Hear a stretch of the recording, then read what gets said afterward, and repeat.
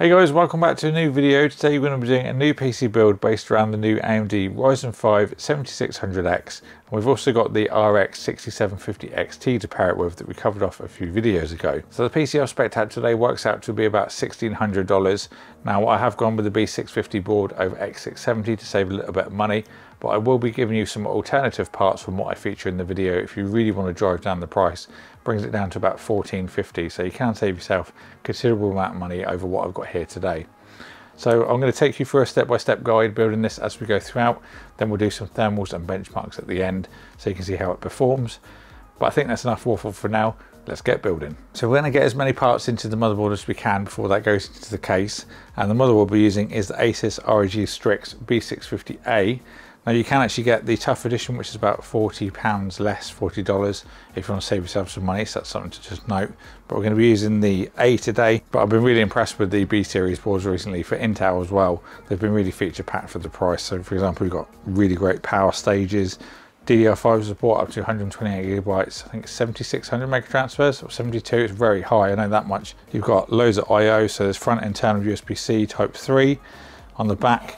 Absolutely chocker with USB Type A ports and Type C, Wi-Fi 6E as well, 2.5 gig LAN, absolutely loads of stuff packed into a pretty affordable board. So as I mentioned, our processor is the AMD Ryzen 5 7600X. This was kindly sent out by Scan, who are one of the, if not the biggest UK retailer of components. They do absolutely anything and everything for PC builds, even some pro audio gear on there as well. Also now we have the non-X versions as well. So the normal 7600 will save you about £50, slightly slower on the boost clock, but still gives you 6 cores and 12 threads. So you still will get great performance if you want to save yourself a little bit of money. So let's open up our socket latch. So we're now on LGA, so it's very similar if you've ever built in an Intel board before. Just the socket opens the other way up for now. Then we'll take this out. A little bit hard to grip the new AMD processors, but we should take it by the sides and then carefully lower it in place. A little bit of a wiggle, close the latch, and then the lever. The top will literally pop off, and make sure you keep that in case you ever need to RMA your board. So that's now installed. Let's move on to our memory. Today we're using the Kingston Fury Beast DDR5 RGB. This is 5600 mega transfers per second, and we have got a 32 gigabyte kit, two 16 gig sticks. So we'll open the second and the fourth latch on our DIMM slots. That'll enable the memory to run at dual channel mode over single channel, and we're going to be using the slots that are furthest away with the space apart. So we're going to make sure the notch lines up and then find it into the slot and push it down till it clicks. Rinse and repeat for our second slot. And that is now installed. So for storage, we're going for the Seagate FireCuda 530. This is a 1 terabyte variant. These go up to 7,000 megabytes per second. Absolutely crazy. I've used this in a number of builds and it's been blazingly fast. You can save yourself some money on this option by going with something maybe from Samsung. There are some cheaper drives that they do that are Gen 4 that can save yourself a little bit of money there. So just taking off our M.2 heatsink, nice chunky bit of aluminium on this model. And then we'll see our M.2 slot.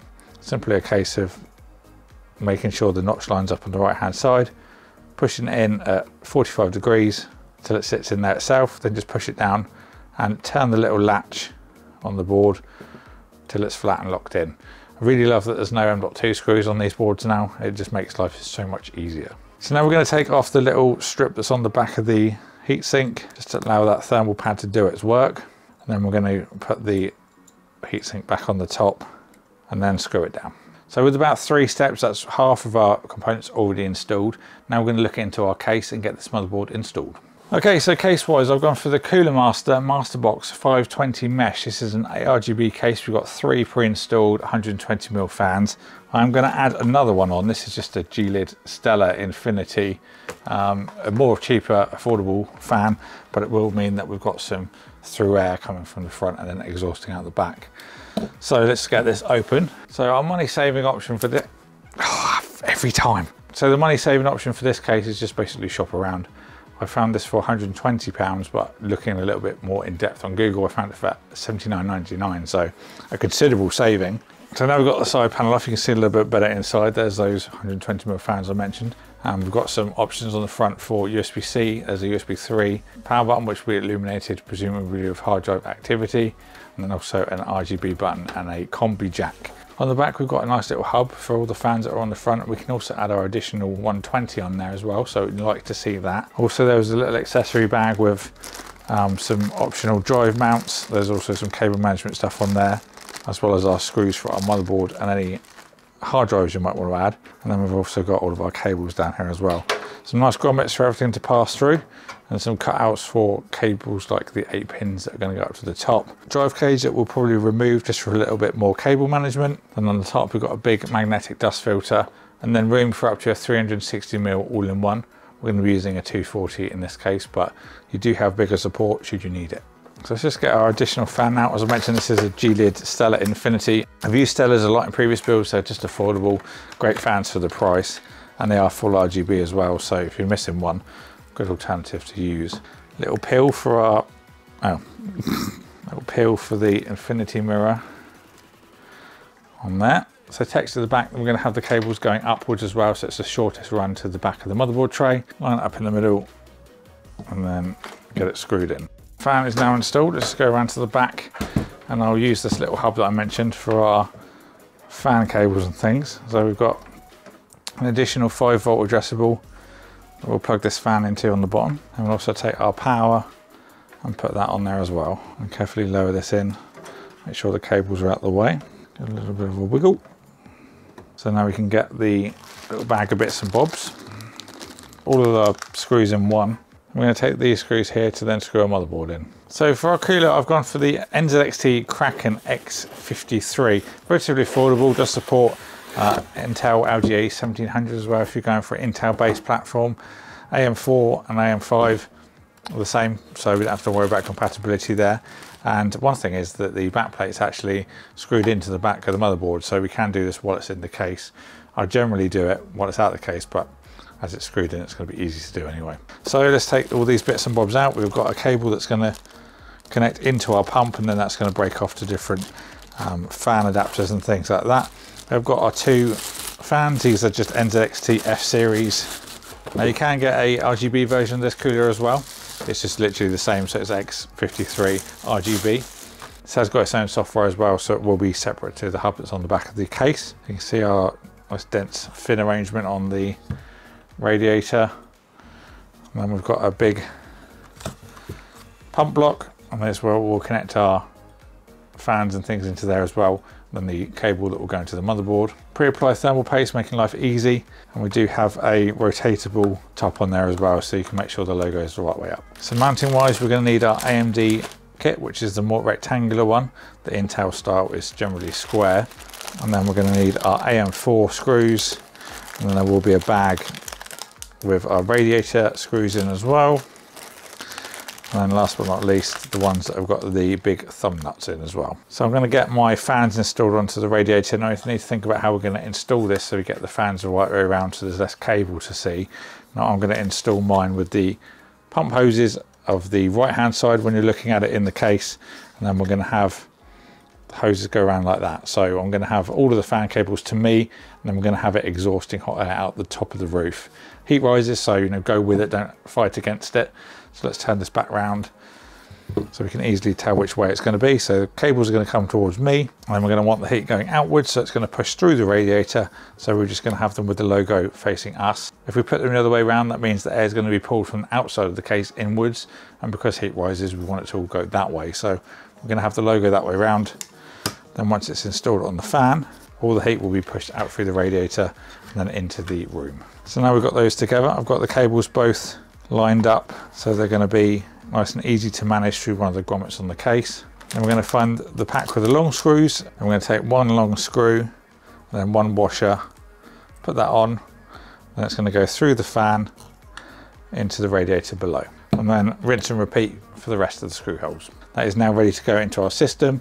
Now we just need to change our backplate out, and then we can get it installed. The backplate is relatively easy, especially on AM5. So we've got these 4 screws that we're going to take out with the little plastic latches, and that's 1, and then 2. Keep those safe in the motherboard box just in case you need them in the future. Now we've got our exposed backplate parts. You can then get into AM4 section.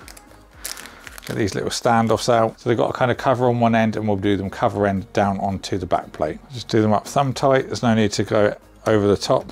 And now that is ready for the top of our cooler. So in our other bag here, I've got those cables that I mentioned will plug into the top of the pump.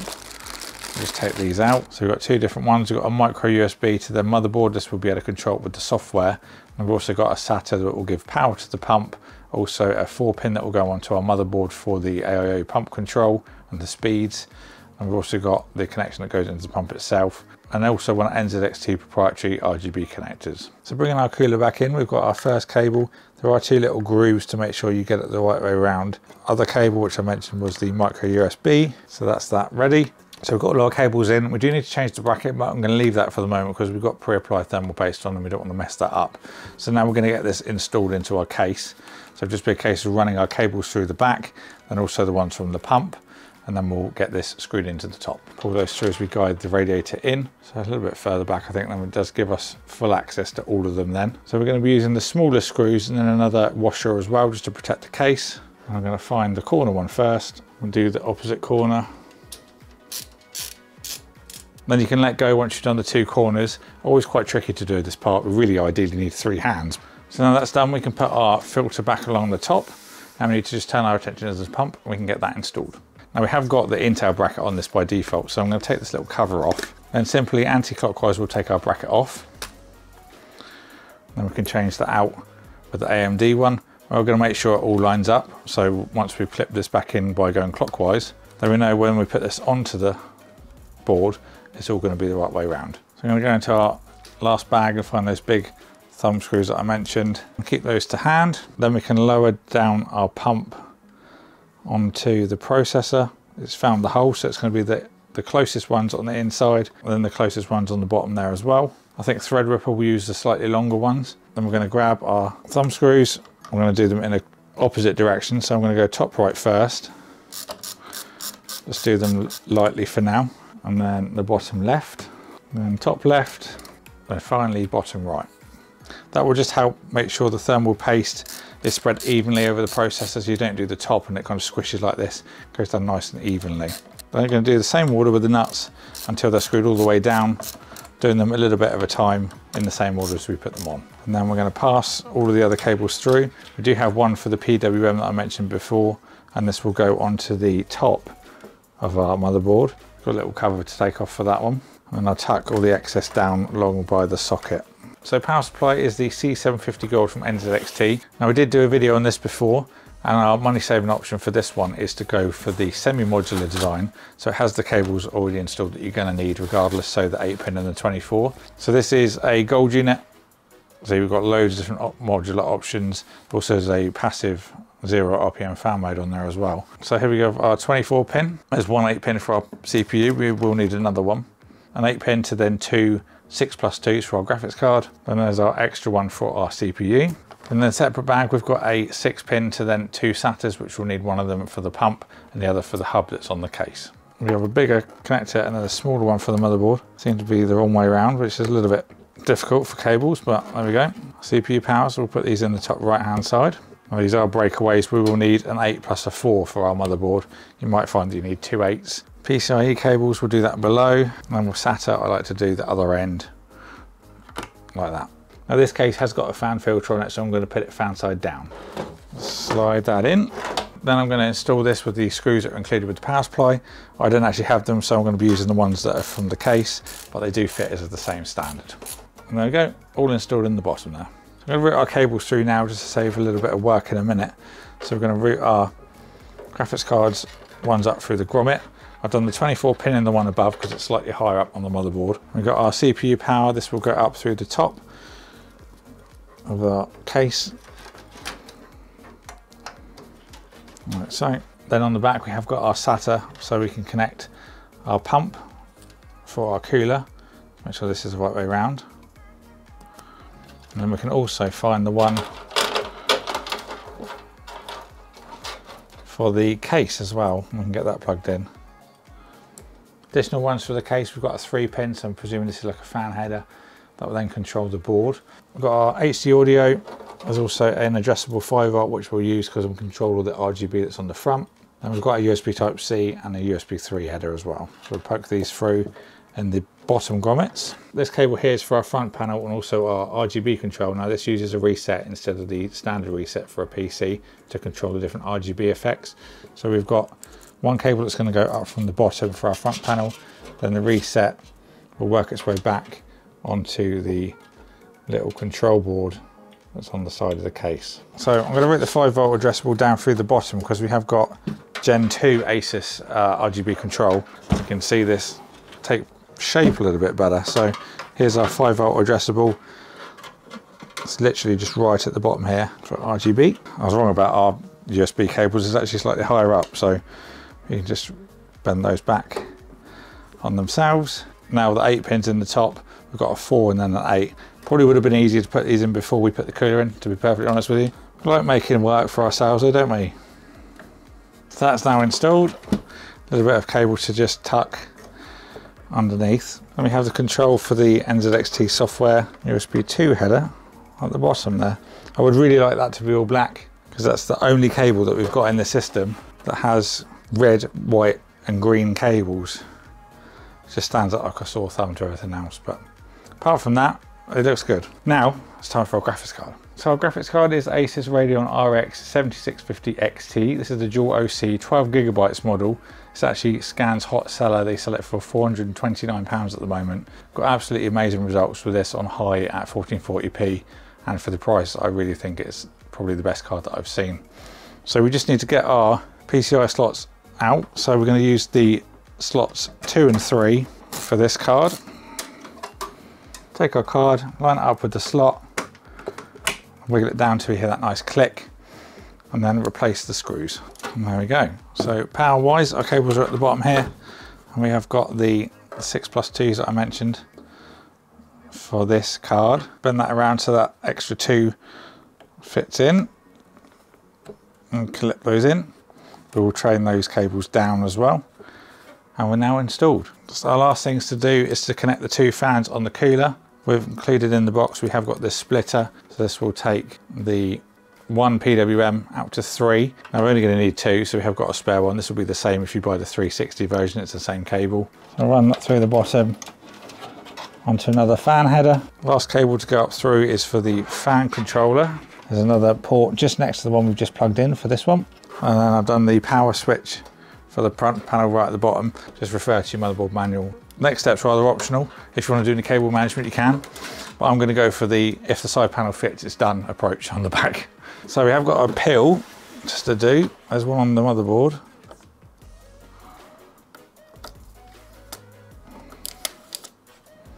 And also on the pump. I just rotate that so it's going to be the right way around. Okay, moment of truth. Ooh. Oh, I think we're all right. Oh, yeah. Everything's lit. RGB fans on the front, at the back. RAM, pump block with the infinity mirrors loading. We've got RGB on the graphics card. So now going through the boot sequence. Don't worry if it takes a while. AMD is quite known for, you know, a couple of boots to actually get like the memory training, for example, and things like that. But it now looks like we can get into the BIOS, get our XMP set, and then get onto benchmarks.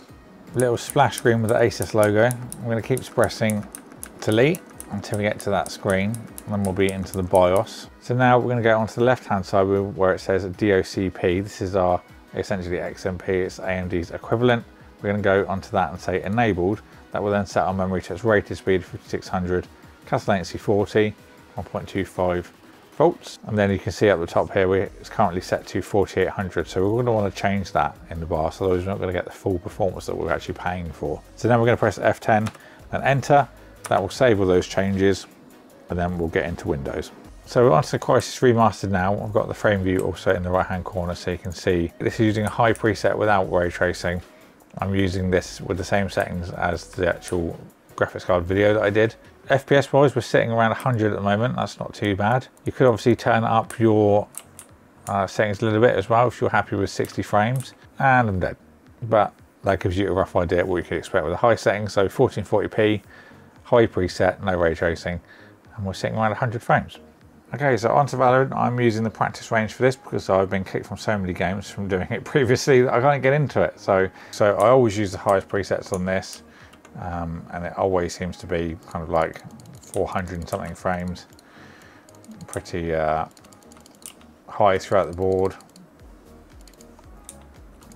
You can see the frame view there. It's 420 now, 470, 480.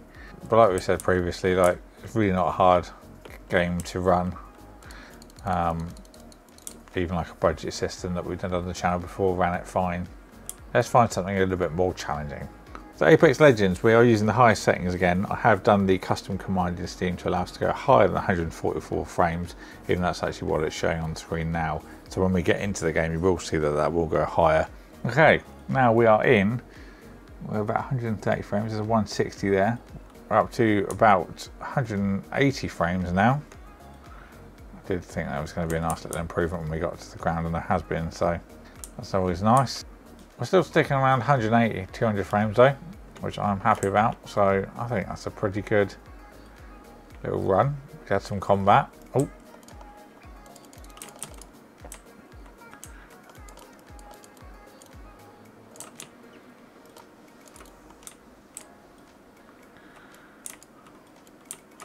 $180 to 200 frames, I think it's a good, go-to for this on highest settings. So pretty impressed with that actually. Okay, so on to Far Cry. We're going to use the high preset here for a little benchmark test. We're going to use the testing benchmark setting that's in the game. So let's see what result we get from this. We got an average frame rate of 95. So again, it's much like Crysis actually in the frame rate region. A minimum of 58 and then a high of 115. There was a little bit of a spike, and you can see here in the middle. That was a little bit strange, but apart from that, everything seems to be nice and smooth. So now we're running Shadow of the Tomb Raider. This is the highest preset possible. Again, 1440p. I wanted to run the benchmark over some general gameplay to keep it nice and consistent. So let's see what result we'll get from this. So we've got an average of 118 on this run. Personally, if I were you, I would run a 1440, 144 Hz monitor and then just bring the settings down ever so slightly. So then you get a nice buttery 144 all the time. Got some nice results, and for the price, I think it's a pretty nice little system. So I do want to do a quick Cinebench run, just for our processing power, and then we shall do our little conclusion. I'm not expecting it to be mentally hot because this is the 7600X, unlike the higher TDP, higher end SKUs, but it is good to see what kind of ceiling you'll hit with your heat. So 85.2, so we've got a room temperature of 18.8. Now that's 66.4% at a Delta temperature. Our little NZXT cooler is doing a fine job. So now let's give you a little bit of a wrap up and some thoughts that I've got on the general build. There we have it, that is my $1,600 PC build guide down to $1,450 if you want to make the changes that I mentioned in the video. I think it looks really nice. I'm happy with how it's all panned out. I think the tint on the glass as well, now I've taken the peel off, really makes the system look a lot better. There are a couple of little things that cable management wise that are a little bit tricky, and that tint just really helps hide them as well, so that's good. The case, I found it to be a little bit flimsy when there was nothing in it. I had just the fans in the front and it did feel a little bit thin. I'd like if the material was a little bit thicker, just make it feel a little bit more premium. There's a couple of little bits on the back you can push quite easily. It's quite a soft metal.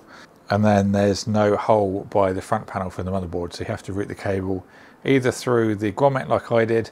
We would have to go through one of the other holes along the motherboard, so it's going to look a little bit messy either way. That's just another little thing. If there's a hole beneath, the cable could just come up and then go in. It'd be so much cleaner.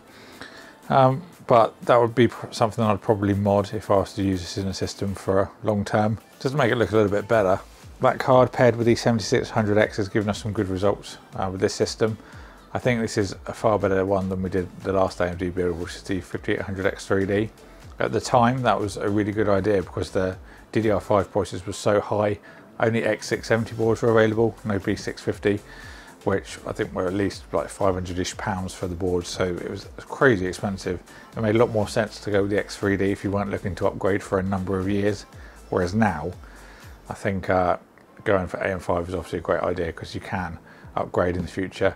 AMD obviously well known for keeping their sockets for a number of years, and this one won't be an exception. So yeah, longevity wise, this is a good choice now to jump onto AM5. over going for an AM4 processor like the X3D. Quickly going back to the price with the 1450 that I mentioned with the more affordable parts as we went through the video. That's actually the price that I paid for my first PC back in 2010. My younger self would have been pretty envious to know that this is what systems would look like in the future, but that shows you how technology has progressed. Things that I changed as well for the system: go for an RGB version of the cooler if you can afford it, then match it with the fan as well at the back, just make things look a little bit better. Get some more downlighting on the components as well to show them off. But overall, I think it's a great system. We've got some great results, and for the price, I think it's a really great performer. I will leave all the links and things in the description box below if there's anything you want to pick up, even the more affordable options that I've given you in the video as well.